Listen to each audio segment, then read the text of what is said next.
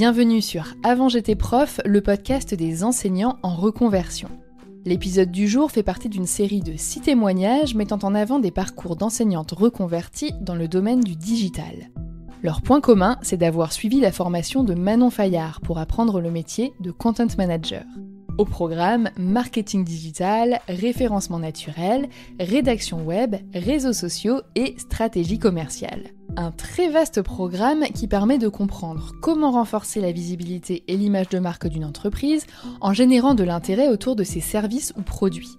C'est donc un métier extrêmement varié qui se pratique généralement depuis chez soi et que l'on peut aussi bien exercer pour des clients que pour développer sa propre entreprise. Manon est elle aussi une ancienne prof et elle s'apprête à accueillir 10 enseignantes en quête de changement dans sa formation. Les inscriptions sont ouvertes jusqu'au 30 avril et toute personne qui écoute cet épisode peut bénéficier de 100 € de réduction grâce au code partenaire AJP100. Mais à quoi ressemble le quotidien d'une content manager ? Qui sont ses clients et quelles sont ses missions ? Ça, l'invité du jour t'en parlera bien mieux que moi. Alors tends l'oreille, essaye de te projeter et autorise-toi à rêver. Je suis Gaëlle Lambert-Coucaud, j'ai 44 ans et j'ai été professeure des écoles pendant 20 ans. Ça, c'était avant de devenir consultante en SEO local et copywriter spécialisée dans l'emailing. Alors j'ai cherché à partir de l'éducation nationale pendant près de 10 ans. 10 ans, c'est long, mais c'est le temps qu'il m'a fallu pour trouver vraiment la voie qui me correspondait. J'avais envie de revenir à une passion, l'écriture. Et comme mon réflexe est de tout le temps rechercher la moindre info sur Google, eh bien je me suis dit pourquoi pas au final l'écriture adaptée à Internet. Ça me semblait une évidence. Alors quand on est prof, on a l'impression que à part enseigner, on sait rien faire d'autre et ça, rassurez-vous, on découvre qu'on a vraiment beaucoup de compétences. Les premières, j'ai envie de citer la communication en fait, la communication avec nos élèves, la communication avec leurs parents et avec la hiérarchie font qu'on a une facilité à communiquer avec nos clients. On sait y mettre la forme, on sait être pédagogue, être clair et leur transmettre les infos dont ils ont besoin de la bonne façon. Donc ça, c'est déjà énorme. Ensuite, on sait organiser, anticiper. Quand on a passé plusieurs années à créer des programmations, des progressions, des répartitions, eh bien franchement un calendrier éditorial, je vais pas dire que c'est facile à faire, mais en tout cas c'est pas loin d'être insurmontable, pardon.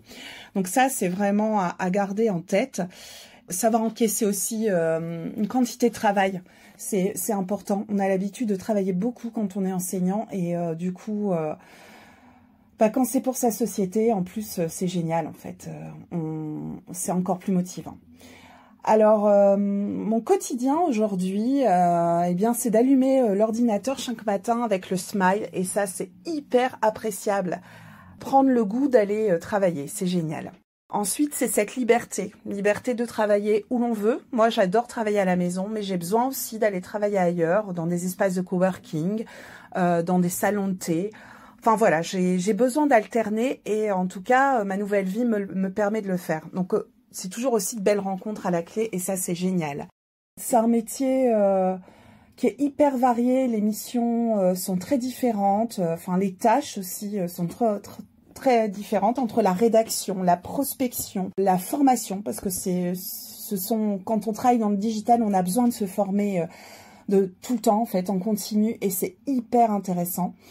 Ça nourrit les esprits curieux. On rencontre plein de typologies de clients différents, plein de types de business différents, et c'est juste génial. En fait, il n'y a pas une journée qui se ressemble. J'ai des contrats en one shot, c'est-à-dire juste une mission. Mais j'ai aussi beaucoup de contrats de clients fidèles avec lesquels je travaille depuis près de 2 ans. On est sur du forfait mensuel, on se fait des ateliers stratégiques tous les mois pour décider de la suite de nos actions. On travaille vraiment en collaboration étroite et je trouve ça génial. C'est ce que j'adore en fait, fidéliser, créer du lien. D'ailleurs, c'est un peu mon dada ça, créer du lien et c'est pour ça que j'adore l'emailing.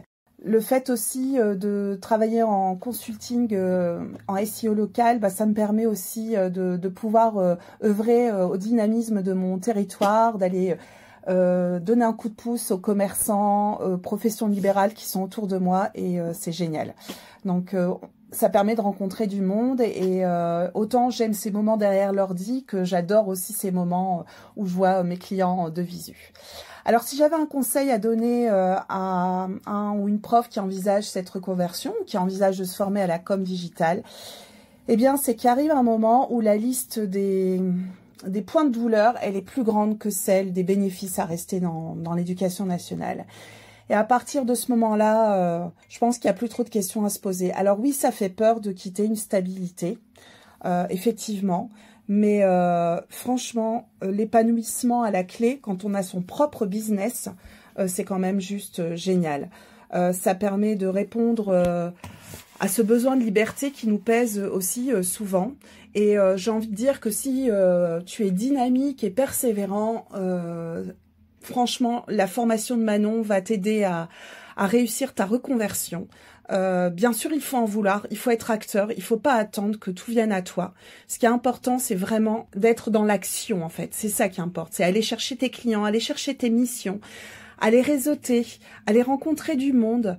Donc ça, il faut l'avoir en tête. Ce serait mentir que se dire que d'attendre derrière son écran, ça va bien se passer. Non, il faut aller à la rencontre, mais avec la formation de Manon, hyper claire, hyper pédagogue, sa proximité pour répondre à tes questions, sincèrement, avec elle, t'es vraiment entourée et j'ai envie de dire que c'est peut-être la goutte d'eau qui manque pour faire déborder le vase et faire le grand saut. Donc voilà, sa formation va faire de toi un véritable couteau suisse qui va te permettre de vivre une nouvelle vie pro très épanouissante. Et les compétences que tu apprendras, elles te serviront pour plein de business en fait, pour être à ton compte et pourquoi pas même un jour, si tu as besoin de retourner au salariat, eh bien, tu auras appris plein de compétences qui sont très recherchées parce qu'aujourd'hui, sans le web ou sans les réseaux sociaux, on fait pas grand-chose quand on a un business. Merci d'avoir écouté cet épisode jusqu'au bout. Pense à t'abonner au podcast pour ne pas rater les prochains et rends-toi dans la description pour avoir plus de détails sur la formation de Manon.